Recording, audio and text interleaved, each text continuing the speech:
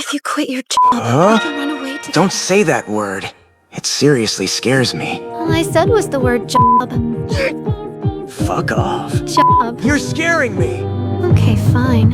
How about this one? Employment.